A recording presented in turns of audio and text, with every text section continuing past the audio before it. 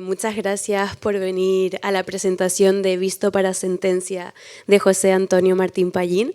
Yo soy Pilar, editora de Siglo XXI, y tuve el placer de poder editar el libro junto a José Antonio. Recuerdo que cuando David, el director de la editorial, me dijo que me iba a tocar esta tarea, pensé que probablemente iba a ser yo quien aprendiera muchísimo más durante todo este proceso, y así fue.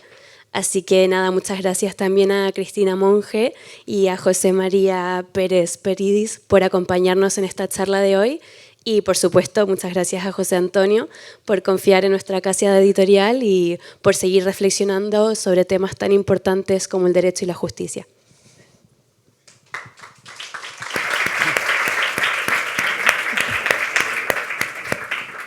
Bueno, ahora me toca a mí. Buenas tardes a todos y a todas. Muchas gracias por vuestra asistencia a un libro teóricamente de derecho, pero no tiene mucho que ver con el derecho, sino con muchas cosas que en este momento están girando y orbitando alrededor del derecho.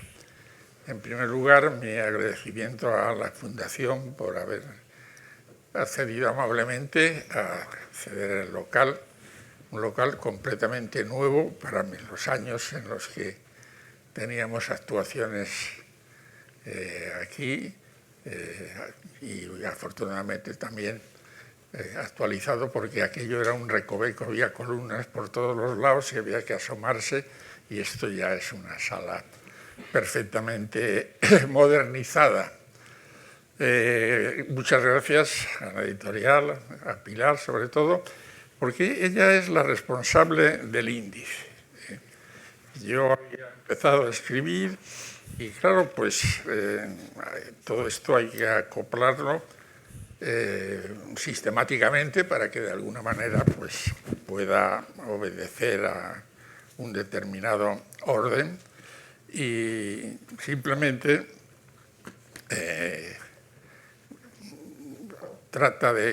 tiene 5 apartados y un epílogo, y va desgranando lo que es el tercer poder, quién juzga, efectivamente, que esto es lo importante, cómo se juzga, el poder judicial en un Estado constitucional y la justicia en los tiempos actuales, inmersa ya no solamente en la vida diaria de los ciudadanos, sino de una manera directa y plena, como yo nunca pensé que íbamos a llegar a eso, en el mundo político, y un epílogo.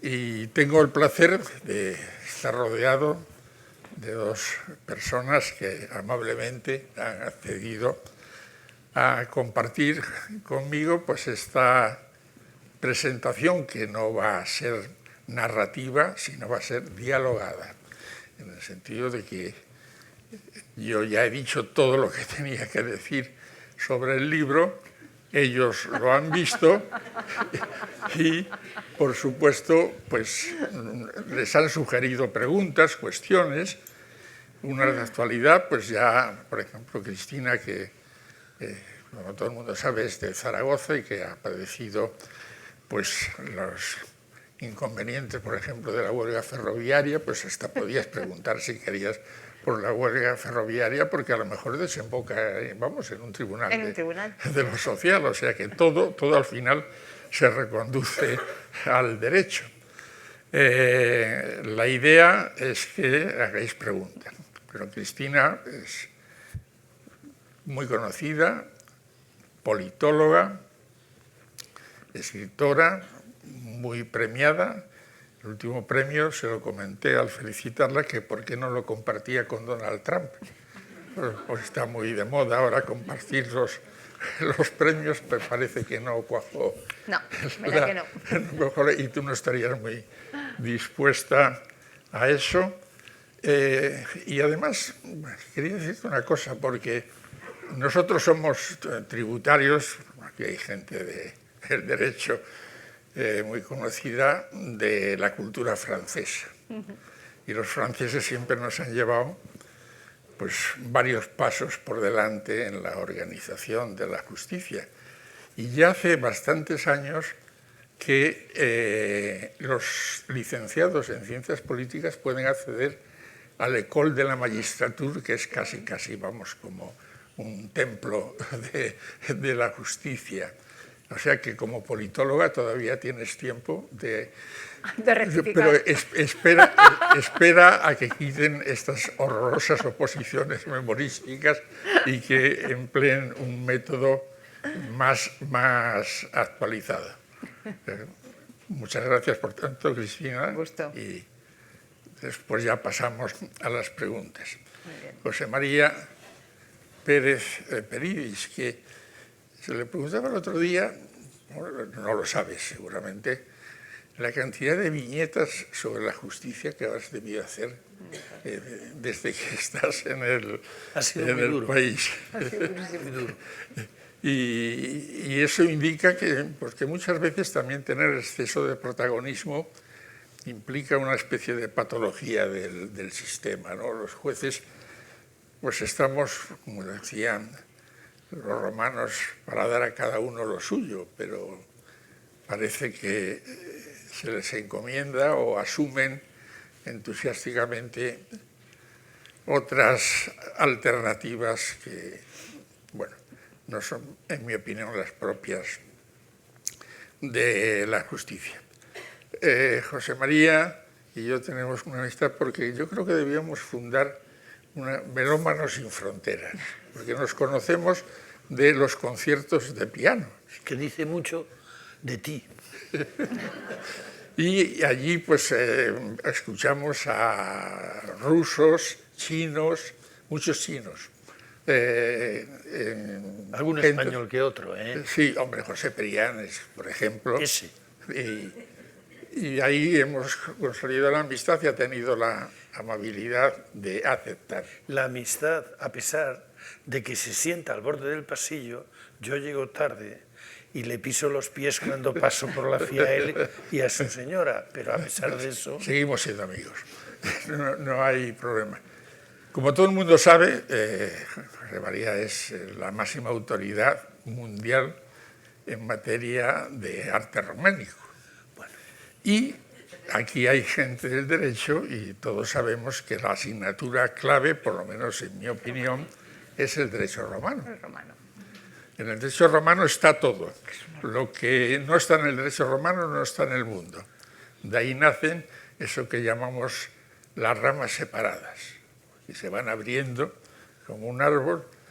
Y entonces pues pensaba, y el otro día creo que te lo dije, que te podríamos nombrar catedrático de Derecho Románico, con lo cual, pues, en fin, te incorporabas a la vida jurídica. Una vez más, mi agradecimiento y, como hemos hablado, pues, vosotros tenéis la palabra para preguntar y yo responder. No como sucede últimamente, sobre todo con los políticos, con el conocido método Ollendorf, que es que usted pregunte lo que quiera, que yo le contestaré lo que me parezca. O sea que vamos a tratar, o voy a tratar de responder de forma lo más coherente posible a las preguntas que me vais a formular. Y vosotros decís, ¿quién empiezas tú, Cristina? Con la venia. Con la venia. ¿No? Pues nada, muchísimas gracias. Un placer volver a esta casa, a la Fundación Ortega Marañón, que le decía al personal ahora mismo de broma que me van a poner un micrófono ya con mi nombre, porque estoy aquí más que en mi casa, ¿no? Pero es un placer y un placer acompañarte, José Antonio, en la presentación de este libro, que lo primero que quiero decir es que no es un libro de derecho, es un libro de democracia. En él hay mucho derecho, hay reflexión jurídica, pero también hay pensamiento acerca de la actualidad. Hay ideas críticas sobre cómo se está impartiendo hoy la justicia y cómo la estamos percibiendo la ciudadanía. Hay todo un repaso de filosofía del derecho. Yo hice mi tesis en filosofía del derecho, eso no lo sabías. Todo un repaso desde la filosofía del derecho del principio de separación de poderes. Es decir, es un libro ecléctico que habla de justicia, que habla de ciudadanía, que habla de política, que habla de actualidad, que habla de democracia. Y yo me voy a quedar con esta última parte, que es la que yo creo que, bueno, la que a mí más me preocupa, la que le he dedicado más tiempo de reflexión, de estudio, y me interesa mucho conocer tu opinión acerca de algunas cosas que tienen que ver con la democracia y que dices en este libro. A mí me enseñaron hace un tiempo ya que cuando se presenta un libro no hay que contar lo que dice, porque si no, ustedes no lo leen. Pero yo voy a leer unos cuantos párrafos que me van a dar pie a intentar contextualizar las preguntas, ¿no? Para empezar por el final, en el epílogo del libro, que se titula La justicia en tiempos de crisis, se empieza por un párrafo que voy a leer. Dice: los ciudadanos necesitan tener confianza en la justicia, puesto que la esencia de la democracia consiste en el sometimiento de las instituciones al control social y en la transparencia de las actuaciones de los poderes públicos. La observación y vigilancia de la sociedad y el examen de los organismos auditores sobre la diafanidad de su funcionamiento, así como la racionalidad de sus resoluciones, mantienen el equilibrio necesario para el sostenimiento de los valores democráticos como puntales del orden jurídico y la paz social. No puedo estar más de acuerdo. Y si repasáramos las cifras, que no lo voy a hacer ahora porque es muy tedioso, pero créanme si les digo que cada vez que el Eurobarómetro, el CIS, los propios informes del Consejo General del Poder Judicial o algunos otros documentos serios y rigurosos preguntan a la ciudadanía sobre su confianza por la justicia, nos encontramos con cifras más desalentadoras, en una línea recta descendente de los últimos años a esta parte. Esto es una descripción, es una constatación. Yo creo que aquí a nadie le asombra, pero yo creo que tenemos que pasar ya a la siguiente, tenemos que pasar pantalla, que dicen los jóvenes, ¿no? A la siguiente página para preguntarnos qué hacer. ¿Qué se puede hacer desde aquellos profesionales que estáis día a día implicados en administrar justicia? ¿Qué se puede hacer para recuperar la confianza de la ciudadanía? Bueno, fundamentalmente, claro, el libro al que no había hecho referencia, uno de los puntos clave es cómo se accede a ser juez, que tiene muchísimas variantes, pero, por ejemplo, nuestro sistema de oposición memorística no tiene precedentes en el mundo mundial, ni siquiera en los antiguos 27 países de la Unión Europea. Cuando uno viaja, y recién entrados en la famosa Comunidad Económica Europea, pues teníamos una reunión en Luxemburgo, los magistrados del Supremo, entonces éramos 12, me parece, los primeros, y no entendían cómo se podía llegar a ser juez. El otro día, bueno, hace poco, en Navidades, aparecía en los periódicos de Granada una chica que con 23 años acababa de aprobar la oposición a juez y al terminar la escuela judicial pues podría ir a cualquier sitio. Por ejemplo, una compañera suya de escuela judicial le ha tocado ni más ni menos que la tragedia de Adamuz. O sea que sale con 23 años de la escuela y se enfrenta a un macroproceso de dimensiones bueno, que todo el mundo conoce. Yo creo que el sistema tiene que variar, no existe en ningún país, y sobre todo tiene que fundamentarse en escoger aquellas personas que de una u otra manera, este es un mundo por supuesto muy opinable, muy crítico, todo se ha construido, todo el derecho sobre la crítica, pues demostrar que sabe razonar y reflexionar y explicar. Pero como se ha mediatizado y además, como sabes tú mejor que yo, los medios tienden a simplificar, claro, ¿a quién le colocan una sentencia de 97 folios en un periódico que agota todo el papel? Entonces sintetizan y dice, fulanito condenado a 3.200 años de prisión. Y claro, la gente se queda atónita, dice, hombre, este hombre tiene un porvenir vital bastante extenso, ¿no? Pues no, mire usted, es que todo eso significa que se le acusa de 100, 200 o 300 delitos, hay un tope, etcétera, etcétera, y sobre todo no se tiene idea de que juzgar es simplemente enfrentarse a un hecho, analizarlo y ver sobre todo, estamos aquí en el Instituto Ortega y Gasset, sus circunstancias. Y esto lo aprendí espontáneamente cuando llegué por primera vez a Santa Cruz de Tenerife y me empecé a dar cuenta de que lo que habíamos estudiado del dolo directo, el dolo eventual, el dolo subsequens y todas esas cosas, era un señor sentado en el banquillo de los acusados con su familia, y eso me hizo meditar. Digo, hombre, esto de la teoría del dolo está muy bien, pero ahí hay un señor que es el dolo y que tenemos que reflexionar a través de lo que es reconstruir, lo digo al principio, es una obra teatral. En definitiva, es un suceso del pasado con un protagonista sentado en el banquillo, unos protagonistas, coprotagonistas que son los testigos, existen también documentos, etcétera, y todo eso hay que ensamblarlo, razonarlo y explicar, convincente o no. Claro, al que condenan nunca saldrá muy contento, pero todo esto lo aprendí de un juez muy conservador del Tribunal Supremo de los Estados Unidos, Holmes, que después de muchos años de experiencia dijo, mire usted, al final una sentencia vale lo que valen sus razonamientos.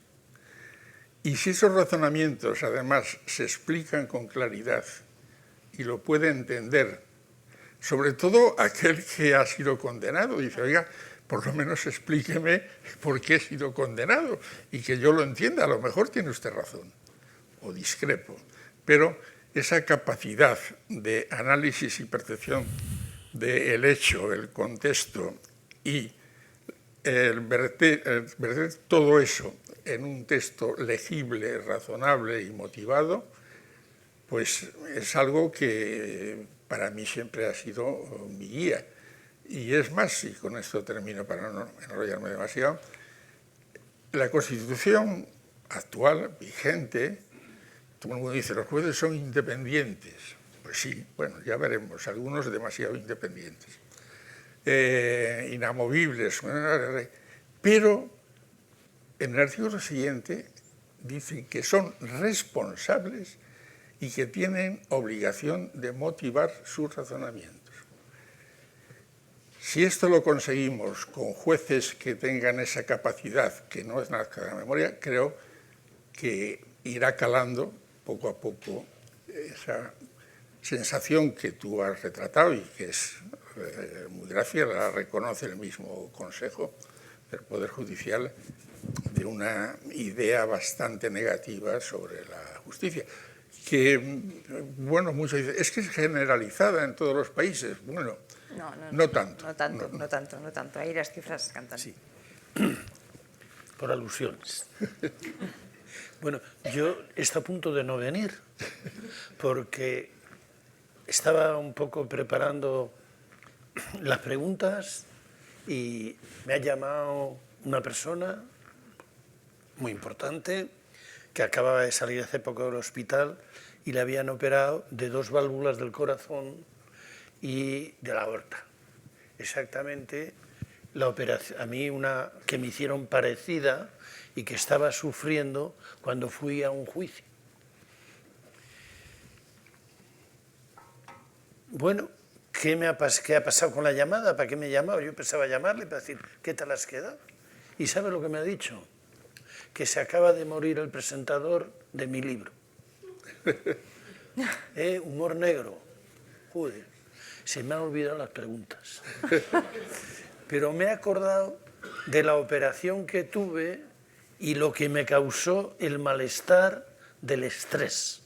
Y fue el ruido, que yo tenía un bar debajo de casa, la barra debajo de la almohada, en una casa en la que cayó una bomba durante la guerra y le habían puesto una estructura metálica para levantar 3 pisos más. Y aquello hacía efecto tambor, de forma que al igual que un tambor tiene varillas, las varillas de hierro metidas en una caja dura subían el sonido y lo bajaban por toda la casa. Entonces yo tenía los ruidos de los vasos, de la puerta, de los cafés, en las orejas cuando iba a dormir. Y en aquella época yo dormía muy bien. He sido dormilón, hasta de siesta. Total, que con el bar, que cerraba a la 1 o a las 2, yo no podía dormir. Y entonces conseguí que fuera el Seprona, que midiera, y midió el Seprona, y le dio que en todos los espacios de mi casa, a todas las horas, excedía el ruido. Vinieron los municipales porque hacen el paripé, y perdonadme que no se grabe esto, bueno, no sé qué eran, medidores, vamos a decir, y algún guardia que otro, ¿no? Había un problema, que eso era de 3 departamentos, y tenían 2 o 3 detectores de sonidos para todo Madrid, lo cual es una manera de ayudar en el centro a los que tienen ruido para que guarden. Bueno, conseguí que viniera el Seprona porque el otro era imposible. Y ese fue el resultado, con lo cual pues yo les hice una demanda por lo penal porque habían quebrantado mi salud con... Bueno, vamos a un juicio de instrucción. Hay una persona, no digo si masculina o femenina, que hace de juez o de jueza, y en un momento determinado dice: hombre, todos tenemos ruidos en nuestras casas. La jueza, instructora. ¿Cómo os quedáis? O sea, ¿cómo voy a venir yo a esta sesión si se ha muerto el presentador de mi libro, que me recomendó un amigo, que le han operado el corazón con lo mismo que a mí? ¿Cómo voy a hacer eso? Muy sencillo, lo dices en tu libro, bajándome los pantalones. En el libro, que es un libro que os recomiendo, porque más que un juez es un pedagogo, y te lo cuenta muy fácil y entiendes lo que pasa. Te hago una pregunta luego, porque es de río, pero es que se me ha muerto el presentador y tengo que relajarme un poco. Perdona. Bueno, pues vamos al juicio y el abogado de la otra parte dice: bueno, este señor dice que no duerme, pero se ha escrito 2 libros últimamente. Si está tan estresado, si trabaja en la radio, va a la tele, está en El País y dice que le molestan y escribe 2 libros. ¿Cómo ponéis? O sea, que cuando tengáis ruidos y vayáis a juicio, no escribáis, ni vayáis a ningún sitio, porque eso es un delito, es prueba de cargo, y pues es como a la que la violan y dice: ¿tú cómo ligas, coño? Pues ¿cómo quieres que ligue? Como todas, me abro de piernas y le digo al jefe: venga, jefe, estamos en este país, ¿eh? Bueno, sigo con el tema. ¿Por qué escribí la primera novela? Porque soy de pueblo y mi padre siempre me había dicho: hijo, en la vida tú siempre haz de la necesidad virtud. La jueza me preguntaba, ya la cagué, la jueza. Bueno, era una jueza, ¿qué le vamos a hacer? Bueno, ¿y qué clase de ruidos son? Yo me acuerdo que al principio me ponía atento como los perros cuando están así a la caza de conejos. Yo estaba como un cazador. No hay mayor locura que cazar ruidos por la noche, cuando tienes al día siguiente que hacer algo importante. Bueno, dígame, ¿qué clase de ruidos? Bueno, ¿qué le dices a la jueza? Lo que le dije, señoría, si me pongo a averiguar de dónde vienen los ruidos, es que no me duermo en la vida. Siguen la cosa, bueno, tal. No tuvo compasión. Yo recurro, porque el Seprona, y recurro a la audiencia o lo que se recurre, que eso lo sabes tú mejor que yo. Y llegamos a la vista y entonces pues yo tenía un testigo, que era mi cardiólogo, que había seguido mi enfermedad y había visto que con los ruidos y sin dormir me subía la tensión. Me daban medicación, tenía más ruidos y me seguía subiendo la tensión. Y le llama, viene de Valencia, pero a la hora de la vista, cuando estaba allí mis testigos, pues pasó al siguiente asunto o lo que fuera. Total, hizo venir de Valencia al cardiólogo y le hizo volverse a Valencia y no le entrevistó, no le preguntó si, como demostraba el médico, la tensión tal. ¿Cómo os quedáis? Querréis saber cuál fue la sentencia.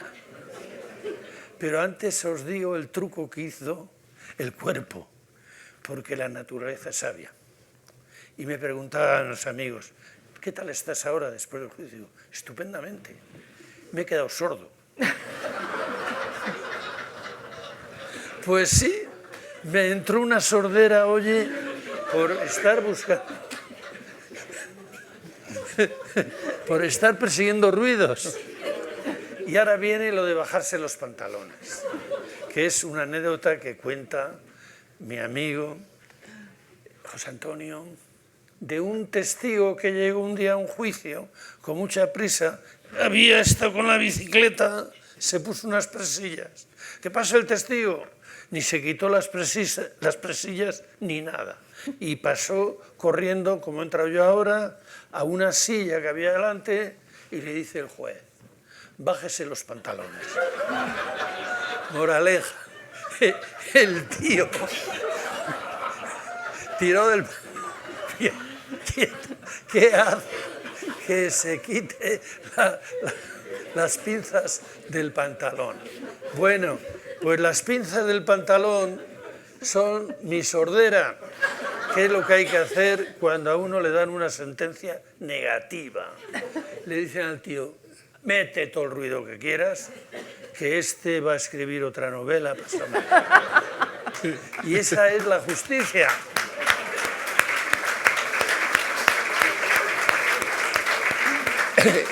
Acabas de descifrar, porque por lo que te acabo de escuchar, no te dieron la razón, ¿no? Pero si es que he venido con los pantalones bajados. Pues ya me parece a mí. Pero fíjate que esto de considerar el ruido como un delito contra la salud y el medio ambiente, etcétera, etcétera, es muy moderno. En España no lo conocíamos. Un país que tiene como fiesta emblemática las fallas y la mascletá, comprenderás que es el país del ruido por excelencia. Y además se podía, ya después, como decía, aparte la primera sentencia sobre el ruido la puse yo. Y era, ¡Hombre! No lo sabía. Pero claro, es que como uno tiene muchos años, tuvo la oportunidad de desarrollar sus actividades en el franquismo, en el que no solamente el ruido imperaba, sino que, por ejemplo, cuando fui a celebrar juicios a la Isla del Hierro, había un grupo electrógeno que no te dejaba dormir. Y yo decía, que me pongan a oscuras. Prefiero estar a oscuras que soportar el grupo electrógeno. Parece que la idea cuajó, pero esto es muy moderno, pero se podría dar la paradoja de que una sentencia justa, es decir, diciendo, José María Pérez está siendo agredido en su calidad de vida, en su salud, etcétera, etcétera. Toda la familia. Pero hubiera frustrado a un escritor, porque escribías durante el ruido. Por eso la necesidad de virtud. Si queréis escribir, ir a comprad un piso con un bar debajo. Que es la conclusión a la que llegó el tribunal que juzgó al pollo, ¿no? Yo me daba cuenta de que el juicio lo tenía perdido de antemano. Y me daba cuenta porque cuando a la 1 de la mañana hacían un ruido espantoso, al principio sobre todo, y yo bajaba a hablar con los camareros, con el pijama y la bata y tal, para que un poco la compasión que se dice, ¿no? Y veía que el tío le resbalaba y digo, joder, este tiene unas agarraderas que diría Gila, pero sí, empecé a estar un poco sordo y dije, bueno, pues para lo que hay que oír. Yo te recomiendo la solución que opté yo. Yo también viví en la parte de arriba de un bar que no es que tuviera ruido, es que hacían conciertos. Y entonces encontré la solución, que era bajar al concierto. Ya Está. Me hice muy amiga de los dueños del bar, siguen siendo hoy amigos míos y nos lo hemos pasado muy bien. Entonces la solución es unirse al ruido, sobre todo si la música es buena, pero como era el caso. En el caso mío no había concierto, era que ponían a tope el rollo de la televisión o de la música y no tenían licencia para eso. Hasta que un día entré en el bar, pues yo ya le hice objeción de conciencia. Era objeción de sonido, pero bueno. Y bajé a ver si había el papel de la licencia. Y efectivamente estaba. Y no figuraba. Y entonces ya cuando vino una inspección, dije, oiga, que ponen esto. Ya lo ponían más bajo. Pero lo ponían, ¿eh? Eso es uno... Hablábamos antes de por qué la desconfianza en la justicia, ¿no? Y yo creo que efectivamente ese es uno de los motivos. Cuando le toca a alguien y se siente que le tratan injustamente, ¿no? Creo que todos podemos tener anécdotas personales, siente esa carencia. Pero luego hay otra que es la parte más política. Déjame que lea otro párrafo de tu libro, que además me sorprendió porque nunca lo había pensado yo así. Y una vez leído dije, claro, efectivamente, dice, la sentencia condenatoria al presidente Atutxa, que se negó a privar de su condición de parlamentarios a los pertenecientes a esa marca un punto de partida a la injerencia de la justicia protagonizada por el juez Manuel Marchena, quien posteriormente llegará a presidente de la Sala de lo Penal del Tribunal Supremo, la que, según sus panegidistas, es capaz de controlar desde fuera. ¿Cómo se explica esta relación extraña entre justicia y política? Este párrafo viene después de toda una lección sobre la teoría de la separación de poderes, ¿no? Entonces, ¿cómo se explica esta relación con la política? Hablabas antes de la importancia de que una sentencia vale lo que vale su argumentación y acabamos de presenciar un caso aquí en este país en el que hemos conocido el fallo y hemos tardado, Miguel Ángel Campos, ¿cuánto tiempo en conocer la sentencia? ¿20 días? ¿25? Una cosa así, ¿no? El caso del fiscal general, como ustedes saben. ¿Cómo se explica? Y de alguna forma, ¿qué instrumentos tiene la propia justicia para defenderse de esto y para evitar que esto pase? Hombre, desde tiempos inmemoriales, el poder, los reyes absolutos, ten en cuenta que la justicia se administraba en nombre del rey. También lo dice ahora nuestra Constitución. No sé por qué, porque la justicia emana del pueblo, pero bueno, esa es otra de las excentricidades de nuestra Constitución. Pues siempre ha tenido la apetencia de poder. Y el que lo dijo con claridad, y hay que reconocerlo, fue Franco. Unidad de poder y diversidad de funciones. Aquí el poder soy yo. Y que quede claro, que nadie piense que hay otros poderes. Hombre, hablaba de la familia, el sindicato y el municipio como organismos, pero ha sido una constante, y esa apetencia del Ejecutivo para conseguir dominar directa o indirectamente, personalmente o a través, ahora, que es muy importante, de los medios de comunicación, porque claro, los medios de comunicación tienen una trascendencia y una relevancia que, bueno, se ha llegado a hablar de los juicios paralelos. Y influyen y hacen que otra de las características del juez, que yo pienso en el juez más o menos ideal, debe ser la capacidad de resistir la presión externa.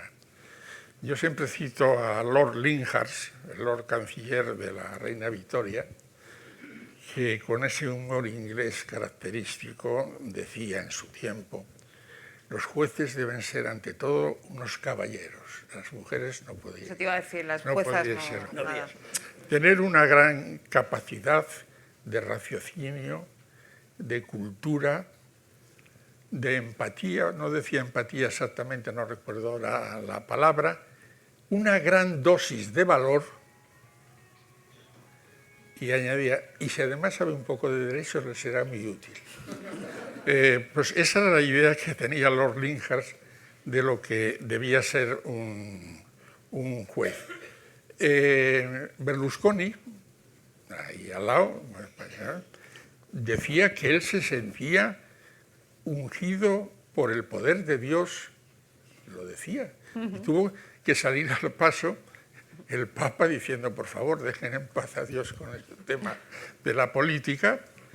Y ahora hay un señor al que no le has querido dar la mitad de su premio ahí en Washington, en que también dice que el atentado frustrado fue una señal divina de su poder, y se dedica a dictar decretos ejecutivos como hacía Franco, exactamente igual, y se encuentra con un panorama en el que le han salido algunos, yo no estoy en condiciones de qué número, pero sí que han salido algunos jueces con esa gran dosis de valor parándole los pies, como el caso verdaderamente dramático del niño ecuatoriano de los 5 años, que eso por supuesto conmueve la conciencia de cualquiera, ¿no? Hay otros jueces en Chicago, otros jueces en otros lugares de Estados Unidos, pero hay otros jueces y algunos en el Tribunal Supremo que realmente pues apoyan y hacen efectivas, pues, por ejemplo, sacar una ley de 1787 para el estado de guerra y que considera a los chicos venezolanos que forman pandillas como invasores, que la ley se publicó para eso, y la están aplicando, y ha habido un juez que le ha parado los pies, pero ha habido otros que no. Yeah. Y además, ahora como tienen subarrendado lo de las cárceles, lo tienen ahí en El Salvador, en la cárcel de Bukele, y por tanto, yo, volviendo un poco a esa pregunta, pienso que siempre hay esa apetencia de... Pero aquí, claro, se ha dicho descaradamente. Claro. Un señor pues ha puesto un WhatsApp y dice: así podemos controlar la sala segunda por detrás. Oiga, que no ha sido ni el juez, ha sido él el que lo ha dicho. Y eso debía ser pues objeto de escrutinio y de crítica. Bueno, se está haciendo, indudablemente, por parte de los medios de comunicación, y de que los jueces sean conscientes de que tienen unas parcelas muy potentes, porque, como decía Napoleón, el juez de instrucción era el hombre más poderoso de Francia, después de él, por supuesto. Podía meter a un señor en la cárcel, sí, sí, embargarle los bienes, quitarle el pasaporte, en fin, todo lo que vemos ahora tenía un gran poder. Sí, decía instruir, juzgar y condenar. Y el señor Foucault ya decía: cuidado con esos jueces proclives a admitir y tragar todos los escritos que llegan, porque ya el solo hecho de que salga en los medios de comunicación, y por lo que me ha dicho Cristina, anda por ahí Miguel Ángel, pues ya es una especie de prejuicio, o algo habrá pasado, ¿no? Acusa que algo queda. Pero resulta que un señor que se llama Alonso Martínez, y que algunos juristas creen que solamente es el de la glorieta de ahí de Bilbao, pues ya dijo en 1882 que había que rechazar de plano todas aquellas querellas que careciesen de contenido delictivo o fuesen manifiestamente infundadas. Pues ahí seguimos, ¿eh? Si estos... No, pero seguimos de una forma todavía más perversa, porque se abren diligencias. Y por poner dos casos, uno ya casi del pasado, el caso Neurona, financiación ilegal de Podemos. 3 años de tramitación para terminar con una sentencia en la que por lo menos el juez tiene la honradez de decir que no ha encontrado pruebas. Hombre, por favor, pues mire usted, no ha encontrado pruebas, pero ha estado en todos los medios de comunicación durante 3 años machacando, en este caso directamente a Pablo Iglesias, pero en otro caso a otros muchos. Entonces, pues hay que tener mucho cuidado con la administración y resistirse a las presiones del poder. Y termino con esto. Un problema que no tiene la sociedad anglosajona es que, por ejemplo, el juez que acabo de citar, Fred Perry, que es el que ha paralizado la expulsión del niño ecuatoriano, pues es un juez que está en San Antonio de Texas y que seguramente tiene todo el respeto y toda la admiración de sus conciudadanos. Pero aquí tenemos un problema que lo hemos sufrido todos, yo el primero, no quiero excluirme, que fundamos nuestro éxito en el carrerismo. Entras de juez de Cervera de Pisuerga, por ejemplo, en un sitio cercano a José María, y si a los 10 años sigues allí, dices, este no debe valer mucho porque no ha llegado a la audiencia. Ya. Si te quedas en la audiencia otros 10 años, eso en Estados Unidos no pasa. El juez Feli en este momento es un personaje y no necesita llegar a la cumbre. Y esto también puede ser un defecto, pero este sí que es un defecto generalizado. Lo hemos heredado de los franceses y existe en muchos países. ¿Me permites Yo conozco a un juez en España y le admiro que en un proceso como el Gürtel no apareció prácticamente por los medios. El juez Ruz, que instruyó el proceso, con una discreción absoluta. Pero es que, claro, los jueces son de carne y hueso, tienen ideología y una religión, que es la verdadera. Y entonces, claro, tienen la conciencia. Y cuando un político jubilado, en cierta manera, dice el que pueda hacer que haga, oye, vaya cargo de conciencia que tienes. Porque claro, si tienes algo no probado, sino que has oído o has leído en los periódicos, pues a lo mejor puedes hacer algo por la patria y por la religión y por la estabilidad. Y entonces, pues haces lo que puedes. Voy a ver qué pillo. Y sales a pescar, coges la caña judicial, el periódico y echas la caña y empiezas el procedimiento. Y ala. Y entonces te jalean, estás en los periódicos, te conocen por la calle. ¿Cómo con esa carga de conciencia se puede parar ese carro? ¿O qué hace el Poder Judicial para pasar ese carro? Que pasan los meses, esto no vayas por aquí porque se desorienta, no vayas por allá que por ahí no cabes, no vayas por el otro lado que eso ya está, no está desechado en la... ¿Qué haces en ese caso cuando tienes un cargo de conciencia?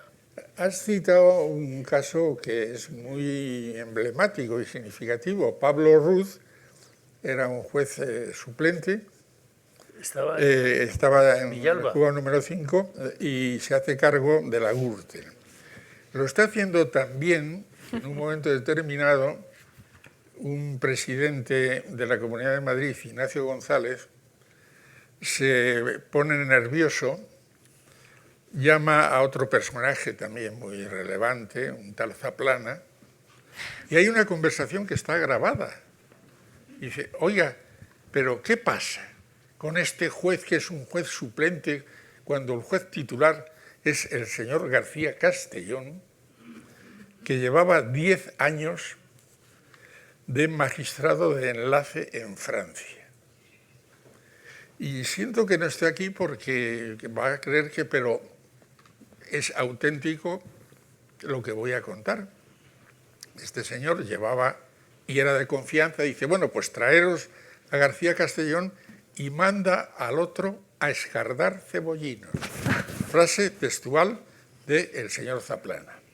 Entonces, el juez García Castellón, que estaba en Francia de magistrado de enlace, pues, como es lógico, en aquella época los problemas eran con ETA, cosas relacionadas con ETA. Hay una conversación entre el presidente de Sala de la Audiencia Nacional y la viceministra de Justicia de Francia. Un asunto de trámite, que en un momento determinado, no sé por qué, le dice el de la Audiencia Nacional a la ministra. Dice, bueno, eso háblalo con nuestro magistrado de enlace.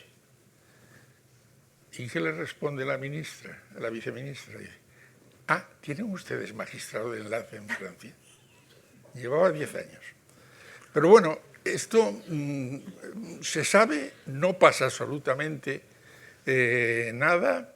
Ahora creo que se va a ver un juicio 20 años después, que claro, que los testigos lo tienen muy fácil, porque dice, ¿tiene usted obligación de decir verdad bajo pena de testimonio de tal? Claro, a los 20 años tiene la excusa de decir, hombre, pues no lo recuerdo muy bien, porque claro, ya se ha pasado. O sea, el tiempo de juzgar es un factor importantísimo, la inmediación, y que tampoco lo cumplimos. Estamos en tiempos de retraso verdaderamente preocupantes, y que además lleva después un beneficio para el acusado, porque hay que aplicarle un atenuante que llamamos de dilaciones indebidas. Y entonces, pues, el manejo para buscar no el juez ordinario predeterminado por la ley, sino el juez más conveniente para eso, es inevitable. Hay que pararlo y muchas veces, pues claro, por mucho que quieran presumir los poderes, no lo pueden hacer. Pero en este caso sí, porque tenía un anclaje. El titular era el que estaba fuera y teóricamente, si no fuera por esto, incluso se le podía haber ocurrido a él pues, dejar Francia y venirse voluntariamente al juzgado. Pero no, pasó lo que tú dices. Y eso del juez ordinario predeterminado por la ley es muy, muy importante. Juez ordinario y la pena de telediario. Y la pena efectivamente. ¿Qué hacemos con la rendición de cuentas, magistrado? ¿De? La rendición de cuentas. ¿De quién? Hombre, de quienes administran justicia en este país. Estamos Pues, ante un poder que solamente rinde cuentas ante sí mismo, que además es muy delicado plantear este tema, porque como se plantee mal, enseguida se traspasa esa división de poderes, o sea, hay que hacerlo con una precisión de bisturí para no interferir en esa división de poderes, pero que necesitamos una rendición de cuentas. No, y es más, la ley orgánica del Poder Judicial, como todos sabemos, tiene un amplio catálogo, 417 y siguientes, así como de 30 conductas que son falta muy grave, falta grave o falta leve. Sí, pero... ahí está todo la panoplia de responsabilidades del juez. Tiene además una responsabilidad económica, porque la Constitución establece la responsabilidad de la Administración de Justicia por funcionamiento anormal. Ya no entra en problemas de desviación de poder o otros más complejos, simplemente por funcionamiento anormal. Y es más, cuando entró en vigor la Constitución, todos nos hicimos un seguro de responsabilidad civil como los médicos, por mala praxis, creo que la compañía de seguros se ha forrado porque no ha pagado ni una sola indemnización que yo sepa por responsabilidad de los de juzgados. Y si se exige, bueno, hay casos excepcionales, las estadísticas son abrumadoras y muy escasas de los que han sido expulsados de la carrera. Bueno, pero sin llegar a ser expulsado de la carrera, ni siquiera Bueno, amonestaciones o ni siquiera algún tipo de sanción menor en casos flagrantes que todos conocemos. Sí, vamos, confieso que no tengo la estadística y tampoco me interesa mucho. Si estuviera aquí mi amigo que ahora vive fuera, Ignacio Sierra, que fue inspector, la inspección, que llamamos nosotros, tiene todos los datos sobre estas posibles anormalidades, por llamarlo de alguna manera, en el funcionamiento, pero realmente es muy escasa y se habla con razón de corporativismo. Claro. ¿Qué le vamos a hacer? Pues, efectivamente, esto es un dato estadístico que lo tenemos, no sé, en otros países semejantes a los nuestros, como puede ser Italia, Portugal o Francia, qué niveles de responsabilidad se exigen, pero que conste que somos responsables. Que al final se nos exija la responsabilidad es otra cuestión ya, no estoy en condiciones, pero vamos, creo que, no, que se sepa, expulsiones de la carrera no ha habido, apercibimientos, traslados forzosos, ha habido algunos, pero por ejemplo hay una sanción muy grave, que es dirigir felicitaciones o censuras a los poderes públicos.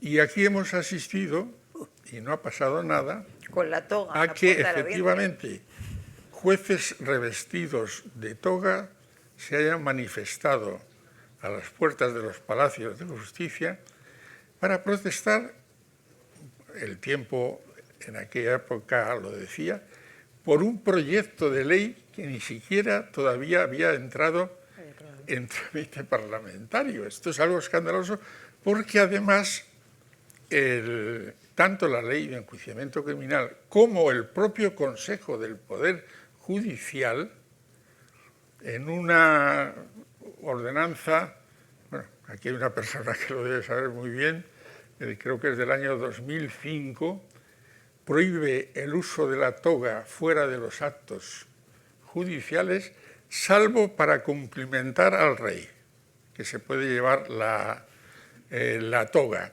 En los demás casos, pues es arrastrar la toga por el barro político y eso causa un daño muy grave a la credibilidad, esa que tú tanto ansiabas en tu primera pregunta. La Constitución trajo el defensor del pueblo. Yo creo que para esto de la justicia, con esto de el seguro y la inseguridad y que tengas que pagar, lo pones difícil para que un compañero te meta mano por ahí. Pero podía haber un pellizcador. Yo recuerdo cuando la transición, Martín Morales hizo un chiste precioso. Había un tipo con una pancarta que, dado lo incierto que era y que no nos lo creíamos que eso saliera, había un señor que ponía el pellizcador. Se dan pellizcos a 5 pesetas. Y entonces tenía una cola muy grande. Entonces había uno que el pellizcador le cogía a uno así por el carrillo y era un chiste buenísimo. Yo me reí con el pellizcador y cuando me pasó esto de está usted, que me dijo la jueza, todos tenemos ruido en nuestras casas, pues me daban ganas de hacer de pellizcador y decirle, señoría, yo soy un modesto pellizcador, me deja que le dé un pellizco para que espabile. Ya que no puedo hacer otra cosa, ¿no? Eso es. Entonces yo creo que tenía que haber, igual que la pena de telediario, la pena del pellizco. Cuando haya un caso de estos que es sangrante y llegues en camilla allí y como aquel que decía, es uno de Gila, perdonadme, pero es que esto hay que tomárselo así. había acuchillado a la mujer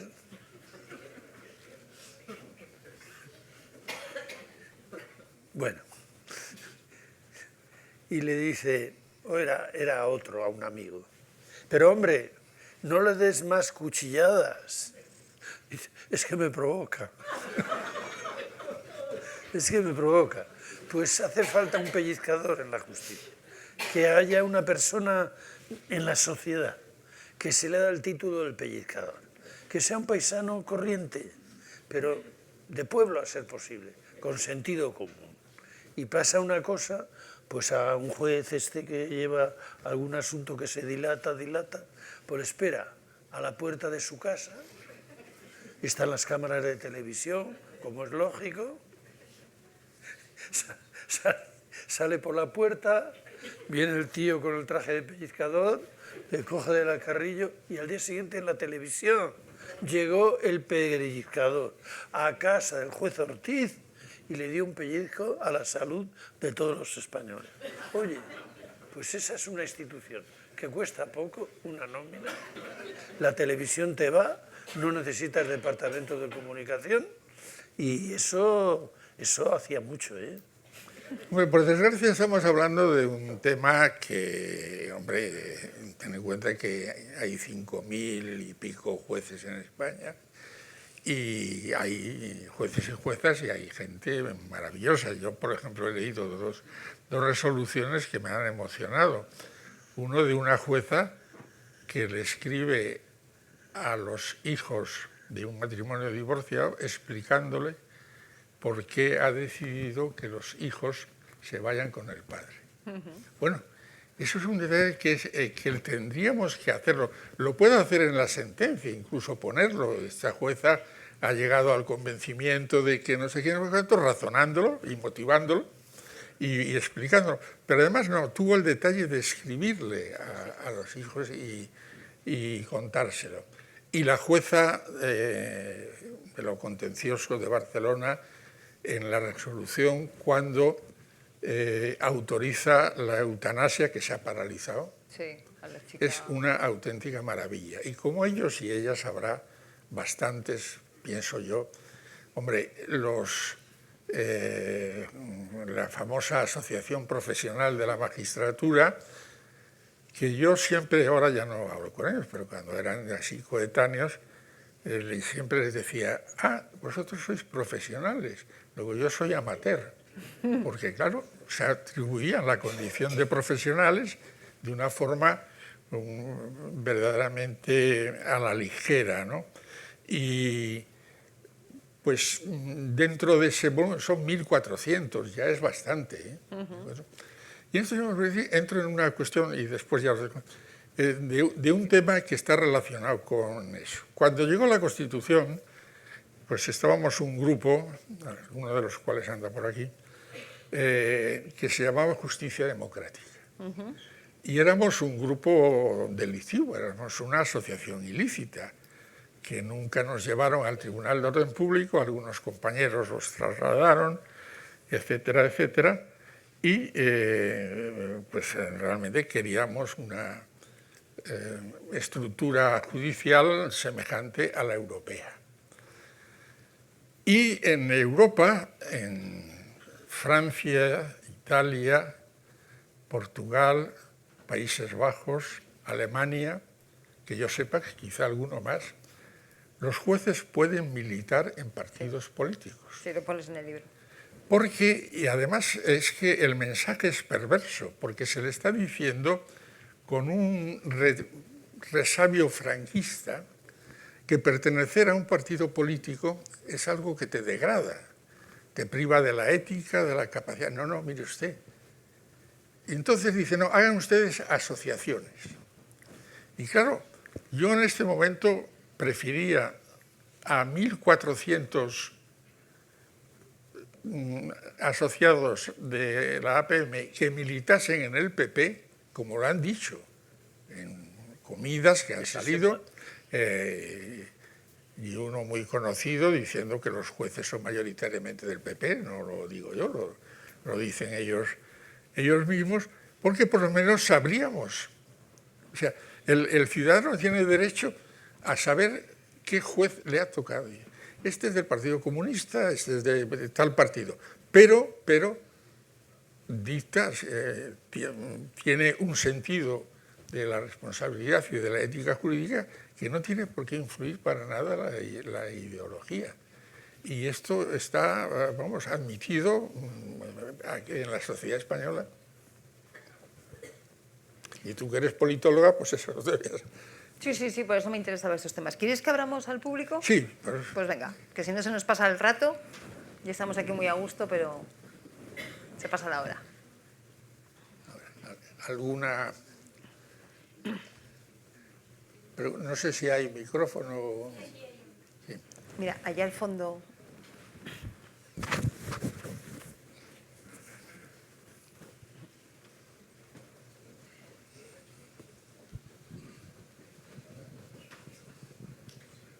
Muchas gracias, José Antonio, por este rato, que ha sido más casi de Peridis y de su problema con el ruido, que ha cogido mucho protagonismo. Durante mucho tiempo, cruzándome contigo en el auditorio, quería haberte preguntado qué es lo que opinabas tú con el caso del fiscal general, con el caso de Begoña Gómez, con el caso del hermano del presidente. Creo que en el libro queda claro.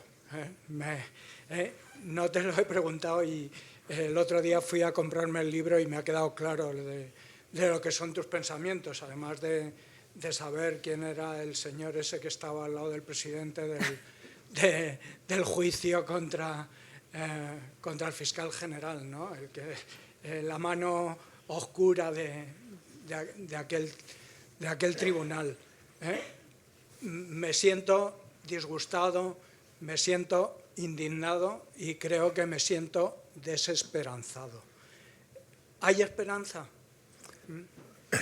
Ella lo ha preguntado. ¿Tenemos esperanza con este tipo? Porque somos profesionales de otros campos y en otros campos sí que hay esperanza, pero en el campo de la judicatura, no sé, lo que viene de Estados Unidos es desesperanzador, a pesar de que haya unos jueces que están intentando poner unas vallitas para que el señor ese no se la salte, pero... Hombre, yo creo que sí. Me viene ahora a la memoria la imperecedera frase de la película Casablanca: siempre nos quedará París.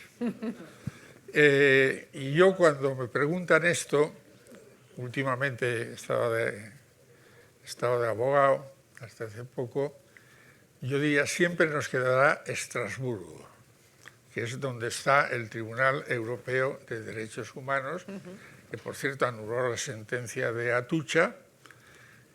Luxemburgo, que acaba también de fallar a favor de Comín, de Ponsatí y de Puigdemont, pero no hace falta, si aquí tenemos ejemplos de resoluciones magníficas, pero claro, la cuestión es que hay una sobrecarga de judicialización y aquí yo quiero decirlo claro, los jueces no tienen la culpa.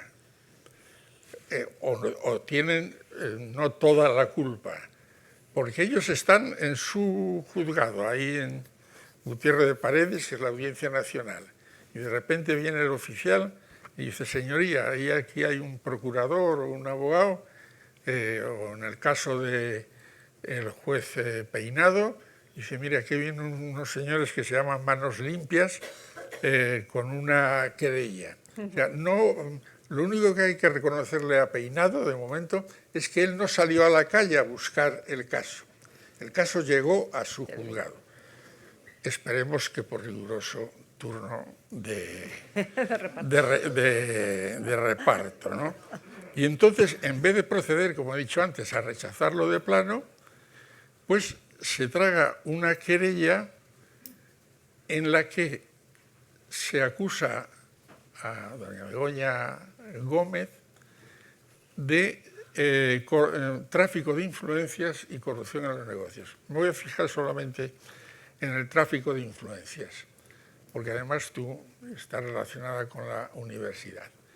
Creo Con que esa todos facultad, conocemos a Gustavo Villapalos, que fue rector de la Complutense y que era un hombre pues, muy de derechas y del PP y tal, pero se fue por Harvard y se enteró de que en Norteamérica existían en muchas universidades esa conjunción entre la universidad, la empresa, y había las llamadas cátedras de mecenazgo.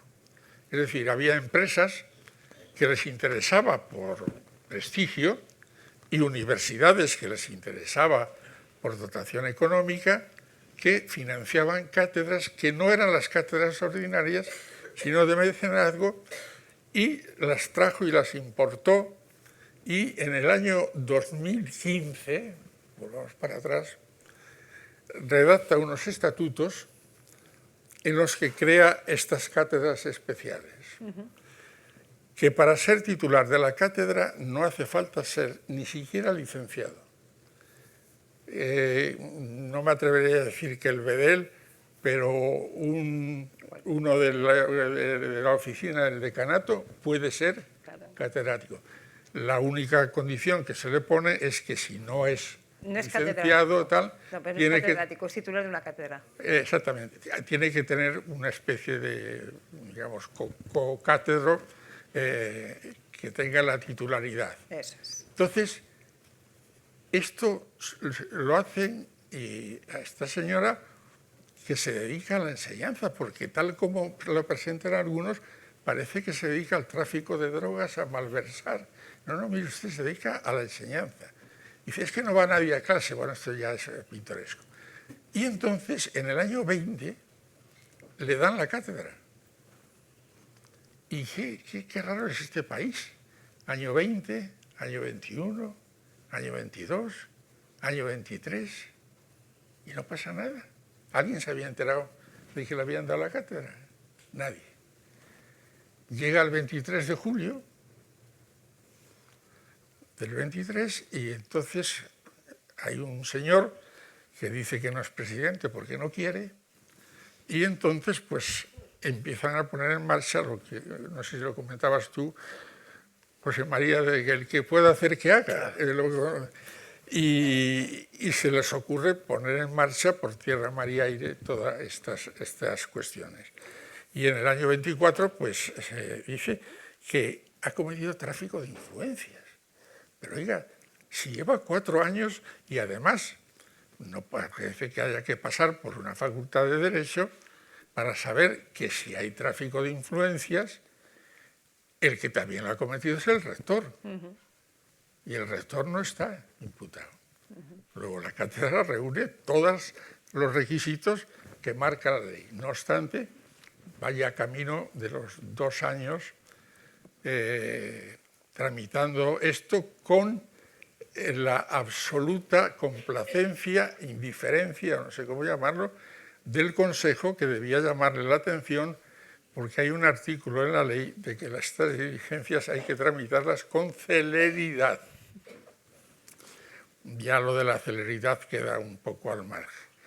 Y después corrupción en los negocios porque firma un aval para un tal Barrabés, que era uno de los que formaba parte de la cátedra, pero resulta que ese aval lo firman 31 personas, entre ellos un departamento del Ayuntamiento de Madrid del PP.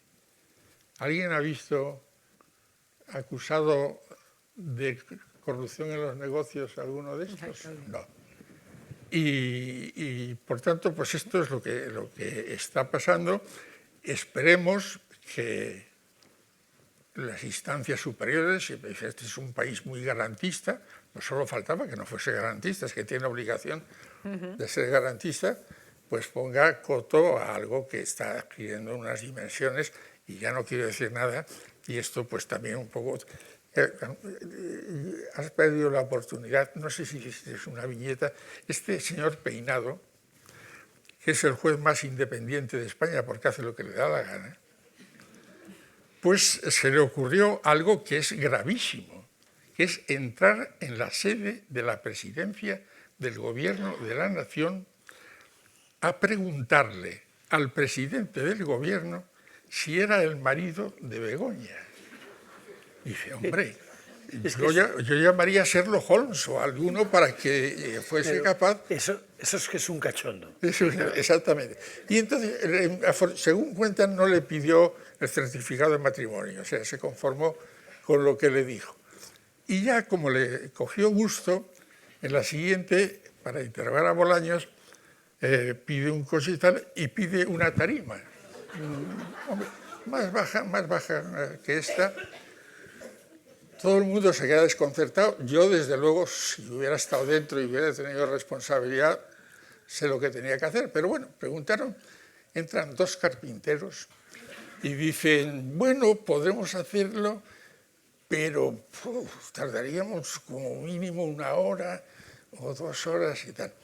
Y un abogado de las muchas partes que estaba presente para la diligencia de interrogar a Bolaños, muy amigo y con un gran sentido del humor, dice, señoría, ¿no podríamos utilizar un taburete de la cafetería? Porque realmente si quería estar en un plano de superioridad, pues un taburete de la cafetería podía prestar perfectamente ese servicio. No le pareció oportuno y allí estuvieron esperando. ¿Dónde? En la cafetería donde estaba el taburete. Allí estaban esperando a que viniese.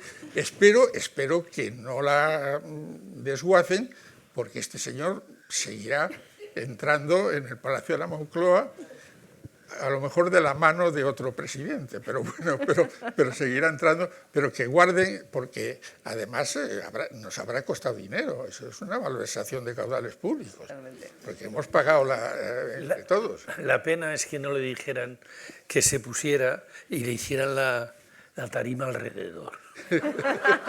Bueno, le dejaran dentro de la tarima. No sigamos porque a algunos les ponían eso y los tiraban desde... Pero bueno, realmente... Y después lo del fiscal general, lo resumo en una frase. Yo lo digo ahí en el libro, lo normal, decimos, visto para sentencia, nos retiramos a deliberar, dura más o menos, cuando la deliberación está madura ya se encarga la redacción definitiva y ya cuando la redacción definitiva te la pasan a la firma. Pero aquí ha pasado lo contrario y esto son un dato fehaciente. Al terminar y encerrarse, lo primero que dice, y tengo que identificarlo, el señor Marchena, es vamos a votar. Se votó, salió 5-2, dice, ahora vamos a poner la sentencia conforme a la votación. Y entonces la autoría consiste en que el fiscal general, bien el fiscal general del Estado u otra persona de su entorno, son los que filtraron ese documento que no es secreto, pero bueno, eso ya es otra cuestión. Dice, oiga, pero usted ha estudiado, que ha llegado al Supremo, usted tiene que individualizar, tiene que especificar, porque persona del entorno de Álvaro soy yo, porque lo conozco de Galicia de los veranos. Por eso yo podría ser también autor, porque soy del entorno de Álvaro García. Saca la deducción, y a mí siempre ha citado a Gila, que llegó a una concepción, a una valoración parecida a la que explicaba Gila cómo detuvo a Jack el Destripador. Que resulta que iba por la calle, el tío se da cuenta, se acerca ya el Destripador, se pone detrás y dice, alguien ha matado a alguien. Y se puso colorado, dice, queda usted detenido. Pues esto más o menos es lo que ha hecho el Tribunal Supremo con la sentencia del fiscal general. Y ya lo del hermano, y con esto terminamos, pues en lo del hermano hay 7 acusaciones populares. Entre ellas, abogados cristianos. Y yo creo que siempre intento buscarle algún fundamento, alguna razón. Una herejía. Yo dije, oye, si se trata de un cargo en un conservatorio, ¿qué hacen aquí abogados cristianos? Y di con la clave. Es que parece ser que durante los 7 años que no pasó nada tampoco con él, nadie se metió con él, pues no programó música religiosa. Entonces, claro, esto es una ofensa a los sentimientos cristianos y ahí están abogados cristianos. Cuando empiece el juicio, que va a coincidir más o menos con las elecciones de Andalucía, si es que empieza, hay 9 acusados y 9 acusaciones populares. Va a ser un espectáculo digno de ver. Por una adjudicación de una plaza en el año 2017 que reaparece y revive otra vez en el famoso 23 de junio de 2023, cuando llega Pedro Sánchez al gobierno. Esto resumiría un poco lo que es la parte final del libro, que le han dado por llamarle lawfare, que es hacer la guerra mediante el derecho, y que, bueno, pues está dando resultado en algunos países. Ha tenido éxito con Evo Morales, con Rafael Correa, con Dilma Rousseff, con Lula, etcétera, etcétera, y por tanto, pues es efectivo. Y bueno, pues esperemos que todo termine. Si todo va a terminar como lo del fiscal general, yo ya no me atrevo a hacer pronósticos, y desde luego me temo que yo creo que el Constitucional lo va a parar, porque esto, vamos, no tiene ni pie ni cabeza. Pero si no, en Estrasburgo nos encontraremos una vez más.